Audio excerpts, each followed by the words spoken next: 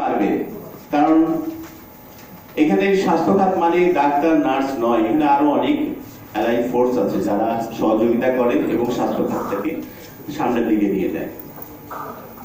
প্রায় 25টি বিশ্ববিদ্যালয়ে আমি আগেই বলেছি এই বায়োকেমিস্ট্রি মলিকুলার বায়োলজি সাবজেক্টটা পড়ানো হয়। ছাত্ররা নিরুৎসাহিত হবে এই সাবজেক্টে পড়ার জন্য। এই সাবজেক্ট শুধুমাত্র ডায়াগনস্টিক সেক্টরের জন্যই না, এই সেক্টর রিসার্চের জন্য এই সাবজেক্টগুলো খুবই উল্লেখযোগ্য অবদান রাখে বিশ্বব্যাপী।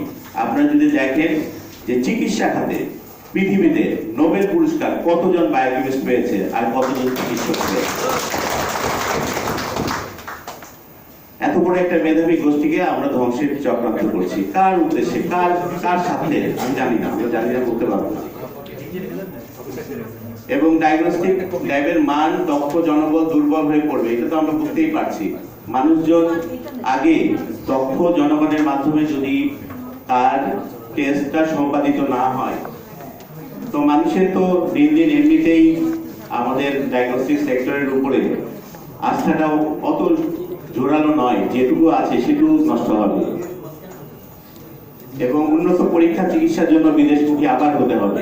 কারণ আমরা জানি যে স্পেশাল টেস্ট যেগুলো molecular cancer diagnostic test, molecular test, biochemistry এবং ইমিউনোকেমিস্ট্রি যে স্পেশালাইজড টেস্ট, এই টেস্টগুলো আমাদের লোকেরাই করে থাকে, আমাদের বায়োকেমিস্টরা করে থাকেন এবং আমাদের লোকরা উল্লেখযোগ্য পরিমাণে এই সেক্টরে এখন নিয়োজিত। আমরা বিএসসিবি থেকে, Bangladesh association of clinical biochemist থেকে দাবি জানাচ্ছি, নির্দেশনার 5 নম্বর ইস্যু অবিলম্বে বাতিল বা সংশোধন করতে হবে। ক্লিনিক্যাল বায়োকেমিস্টদের রিপোর্ট স্বাক্ষরের অধিকার বহাল রাখতে হবে। আন্তর্জাতিক মানদণ্ড অনুসরণ করে কম্পিটেন্সি বেসড পলিসি প্রণয়ন করতে হবে। স্বাস্থ্য সংস্কার কমিশন কর্তৃক গৃহীত প্রস্তাবনার অ্যালাইড হেলথ কাউন্সিলের সাথে ক্লিনিক্যাল বায়োকেমিস্টদের কাউন্সিল গঠন করতে হবে।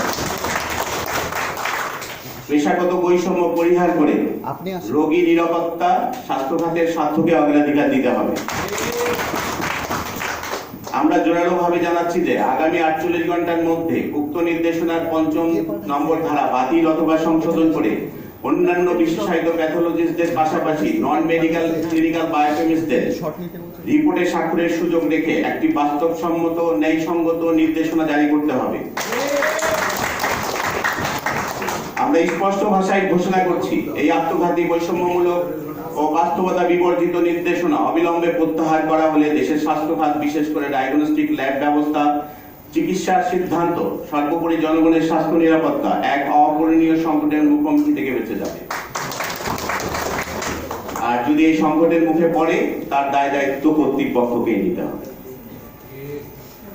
দেশের জনগণের স্বার্থে স্বাস্থ্য সেবার মান রক্ষায়, পেশাগত মর্যাদা সংরক্ষণে আমরা এই নির্দেশনার বিরুদ্ধে সর্বাত্মক ঐক্যবদ্ধ আন্দোলন গড়ে তুলতে বাধ্য হব যদি আমাদের দাবি মানা না হয়। ইতিমধ্যে আমাদের বিশ্ববিদ্যালয়গুলোতে আন্দোলন শুরু হয়েছে। আমরা চাই না আমাদের বিশ্ববিদ্যালয়ের ছেলেরা রাস্তায় নেমে আসুক।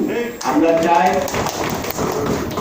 সরকার আমাদের যৌক্তিক দাবিটাকে যৌক্তিকভাবে যেন মেনে নেয় এবং এই স্বাস্থ্য ব্যবস্থা যে সামনের দিকে এগিয়ে যাচ্ছে সেখানে আমাদের সম্মিলিত অবদানকে যেন স্বীকৃতি দেওয়া হয়। আমরা শুধু আন্দোলনে যাব না, আমাদের এখানে আমাদের ম্যাজিস্ট্রেট সাহেব আছেন, আমাদের লিগ্যাল অ্যাডভাইজার।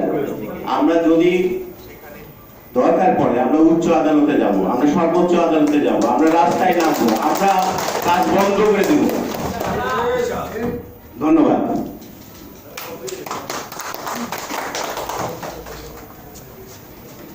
ধন্যবাদ মাহবুব ভাই আপনাকে সুন্দর উপস্থাপনের জন্য।